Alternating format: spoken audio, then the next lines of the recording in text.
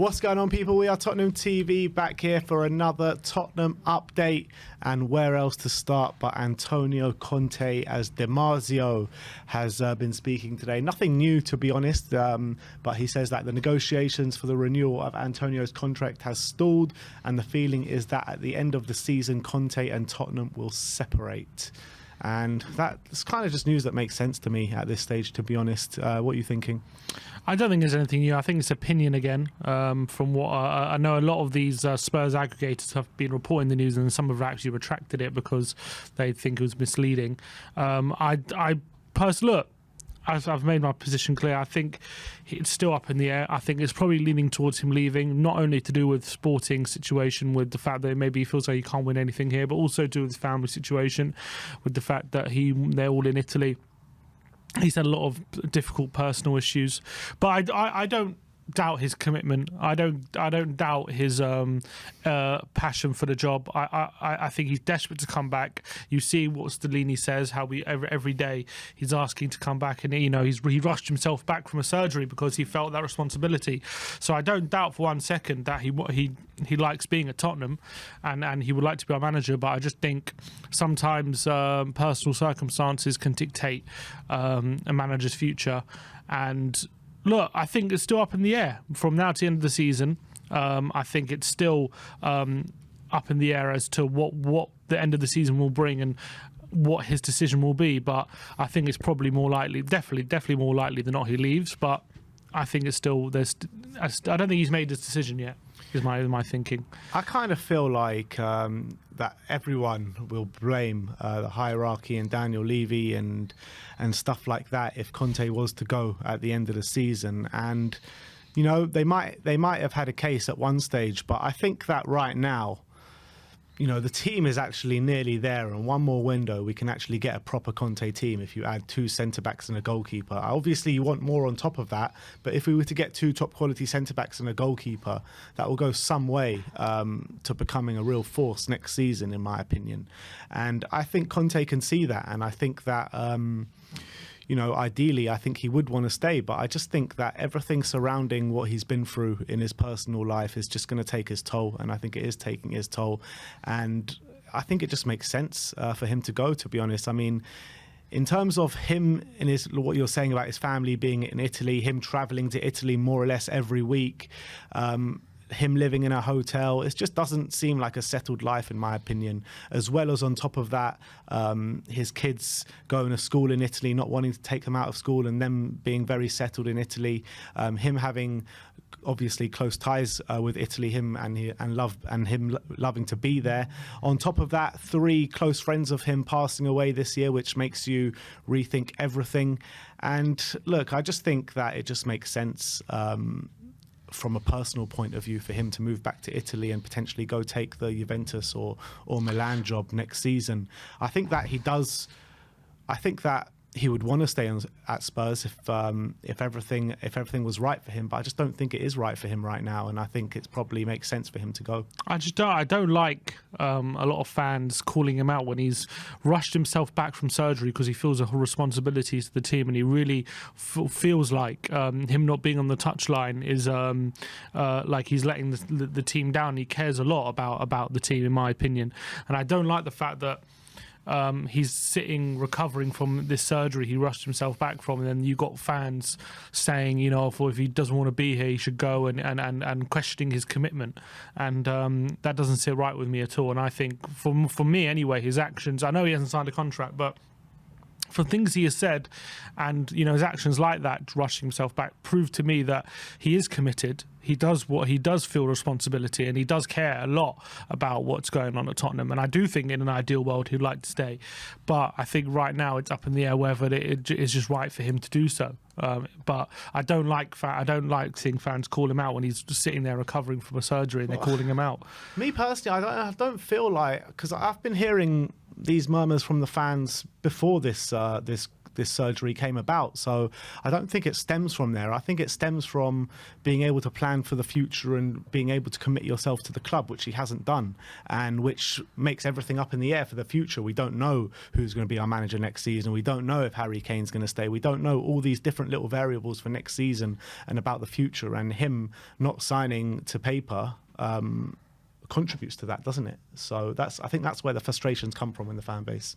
No, I hear that. I'm just, and that probably leads to them, you know, saying if he doesn't want to be here, just go make a decision already. But I like he's rushed himself back from surgery, from a recovery where he probably shouldn't have, but he's done it because he cares so much. And then off the back of that, fans are then questioning his commitment, and I don't like that. Yeah, but like I think fans they're not right to question his commitment on that basis. But potentially they are right to question his commitment on literally not committing yourself to the club for the foreseeable future or for some sort of future. Yeah, and that's fine. That's fair enough. But it was always going to be a likely case he was going to wait to the end of the season, and this is what it looks like. And obviously it's frustrating for everyone, and it caused a lot of uncertainty. I don't like it, to be honest. I would like him to sign it, but at the end of the day, that's where we're at. He wants to make sure the circumstances are right, and he's biding his time to make that decision. Yeah. Well, that's the news about Conte. No real news, to be honest, but me personally, I do not think he will be here next season. But let's move on and let's talk about some potential transfer news, starting off with Richarlison, as ESPN Deportes out in Spain say that Real Madrid are following Richarlison and Vlahovic closely as they look to strengthen their forward line in the summer. Would you take a big bid for Richarlison in the summer? Let's say money back? I mean, based on the fact that after 6 months he hasn't got a Premier League goal, and then maybe, but I still think Richarlison, we haven't seen even half his potential or even a quarter of his potential at Tottenham so far. I think a lot of it's been interrupted by first of all, little game time, injuries, and not in his right position. I think there's been a multitude of factors why we haven't seen the best of Richarlison. Him going to Madrid, I don't really see them being interested. I think if they're going to go for a striker, I think they'll probably be playing in a higher pool than Richarlison, in my opinion. Although maybe they're thinking a look back up to Benzema, potentially, with Benzema getting on a bit as well. But do I see him like signing for Madrid and then them grooming him to be like the successor to Benzema? I don't really see that.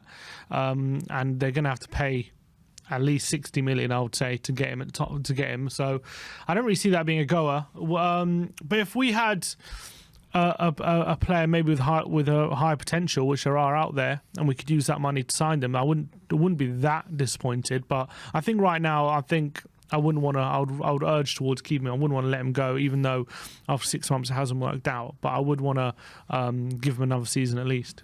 Yeah, I mean, it would be a bit annoying for us to bring in someone for 60 million and just to let him go a year later. It would be quite frustrating, but he just can't. Conte doesn't seem to give him the nod at all, even when Son's not performing at all. And when he has come in, he hasn't performed well, albeit it has been out of position for the most part. But you know what? I'm not like that against, well, not against it, but I can see actually someone like Real Madrid putting in a bid for him after what he showed in the World Cup, to be honest. And he has players like Vinicius Jr. obviously would be quite close to him after playing with him in the World Cup and stuff like that. So, I mean, I wouldn't think it's beyond all realms of possibility, to be honest. And I think that like he would do really well in a league like Spain as well. So we'll have to wait and see what happens, but I don't think it will happen, to be fair. But let's move on and let's talk about Fikayo Tomori. Calcio Mercato saying that Tottenham are showing an interest in a summer move for Tomori and could look to offer Emerson Royale to AC Milan as part of the deal. What do you think about that one? I like Tomori a lot. I think he's a really good centre-back. He's doing really well for AC Milan, albeit this season they've maybe done a bit of a downturn. But look, he's English, so that fits in that kind of quota. I think he can play in a back three. I just don't know about his ability to play out from the back and things like that. I don't know if I know he's a very good defender, very strong defender. I don't know enough of him about his ability. I think he's got a good pass on him from what I saw. I remember when he was playing for Derby and a bit for Chelsea. He clearly has good technique. I remember he scored like a 35-yarder once for Chelsea against, I think it was Wolves. But I don't know how he's been for AC Milan at that point, but I know he's won the league there, and he's a really talented defender. So I think it makes a lot of sense for Tottenham to go for someone like Tomori, in my opinion. I don't know if Chelsea have a buyback option or something, but I think it does make a lot of sense given that he's English. Yeah, I mean, how much do you reckon he would cost? I mean, you're talking about probably big money, right? For someone like Tomori, 40, 50 million, something like that. Probably. Yeah, I mean, I'd be for it, but where would he play? On the left of the back three? If we I think the centre or the left. Centre. Yeah.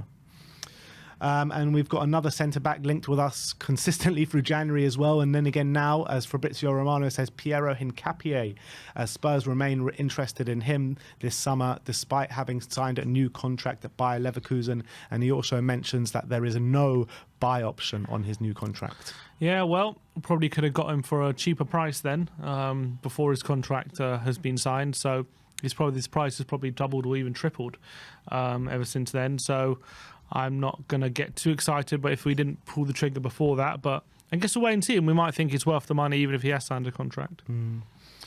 And last but not least, before we get into the loan watch, I want to say congratulations on retirement to Tottenham's former forward in Fernando Llorente, who has officially announced his retirement at the age of 37. So congratulations on your great career, Fernando, and we'll always remember you, especially for that great Champions League run. And I also remember a great moment on We Are Tottenham TV through the We Are Tottenham TV history books where Sim proclaimed his man love for Fernando Llorente as well. Absolutely love great Llorente. moment. Yeah, I mean, he was a great servant for us over a couple of years. Maybe didn't see the best of him. Maybe he was at the twilight of his career, but he did provide us with some magical moments. And there was a spell even when Kane and Son were both out, and he actually really stepped up during that period and won us some crucial games. So fair play to Llorente. I think we got him probably 10 years too late, I would say, unfortunately for him.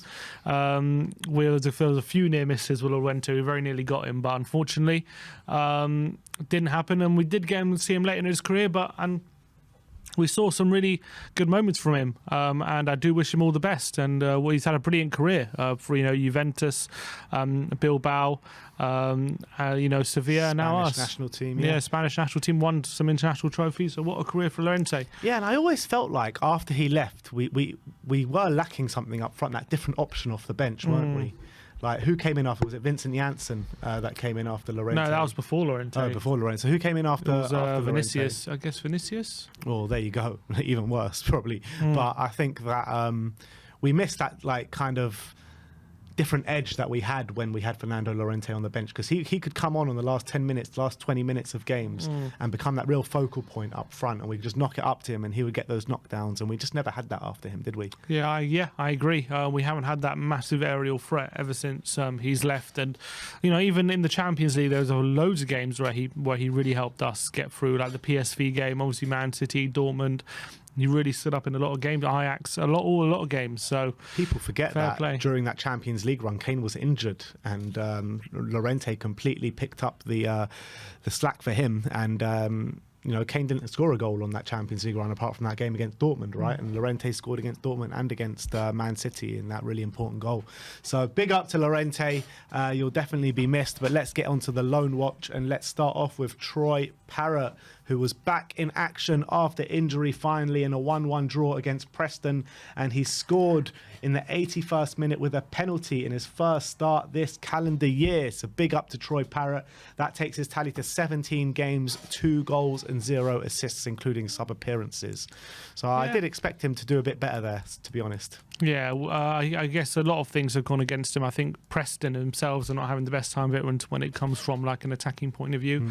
And then he got injured, and then he had a lot of early doors. He was having a lot of chances and wasn't putting them away, and then he lost his place in the team. But look, I'm glad he's back amongst the goals. Hopefully that can spark something with him, but very happy for him, and he needs a strong end to the season. Yeah. Let's move on to Dane Scarlett now, because he also scored in his last game for Portsmouth in a 93rd minute winner in a 1-0 win for Portsmouth against Burton Albion, and that takes his tally to 25 games in the league, including sub-appearances, with 4 goals and 1 assist. And look, he's also not had the easiest time of it. He went there, they had a really barnstorming start to the season, Portsmouth. He was scoring goals. And then it just completely fell off a cliff there. I mean, they started losing game after game after game. The manager who really rates him gets sacked, and then he comes out the team, and only now is he starting to come back in the team. Yeah, and look, he was a really good striker. I saw the goal, really good striker's finish inside the box, pounced on a loose ball and finished into the corner. I think he scored a couple of goals in their EFL in that cup as well. Yeah. The Vans, whatever it's called nowadays. EFL Trophy. EFL Trophy. He scored a few goals in there as well. So he has been, I think it's been a good loan spell for him. He's still very young, remember. I think 18 or 19 still. So he's still a teenager. So, and all this experience and goal getting in the Football League is vital. And I think even though you might say, oh, he could get more goals, I think it's just good experience for him. Yeah, I would agree with that. Let's move on to Destiny Udogie, Udinese, obviously. In his last game, he scored a goal in the very first minute of the game as Udinese drew 2-2 with Sassuolo. He has been a standout performer in the league this season, standout left wing back in the league this season. 18 games, 3 goals, 2 assists for Destiny Udogie, and he's one that I'm super excited about seeing next season in the Spurs shirt. Yeah, and he was a really nice goal as well, kind of on his right foot outside the box, and he curled it into the bottom corner. A really nice finish by Doji, and he's one that I'm very, very excited for next season. Going to bring new energy to that spot. Maybe, I don't know, it depends who's manager, but really challenge Perisic and Sessegnon. I reckon he'll fancy himself up against them too as well, and should bring a new dynamic to our team once he's here. And it's very exciting, and he's still very young. What, not even 20? Is he 20 yet? I think 21 or something. He's still really young, so really exciting. Yeah. And another exciting wing back in Jed Spence. Let's talk about him. Started life at Rennes. Not too bad. I mean, he's started 3 games, all 3-1 losses. 3-1 to Lille, 3-1 to Toulouse, 3-1 to Shakhtar.